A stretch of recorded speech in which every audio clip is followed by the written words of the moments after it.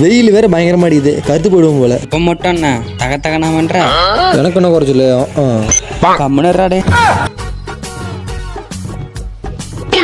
என்னடா ஆடிட்டே வர, என்ன விஷயம்? ஒன்றும் இல்லைண்ணே, புதுசாக வண்டி எடுத்துருக்கேன், அதனால தான் நாங்கள் சாக்லேட் எடுத்துக்கோங்க. பரவாயில்லையே, வண்டியில் எடுத்துருக்கியே. சூப்பர்ரா. என்ன வண்டி எடுத்திருக்கா? அண்ணே சிலிண்டர் வண்டிண்ணே. இது என்னடா வண்டி, புதுசாக கண்ணு விட்டாங்களா என்ன? என்ன வண்டிடா?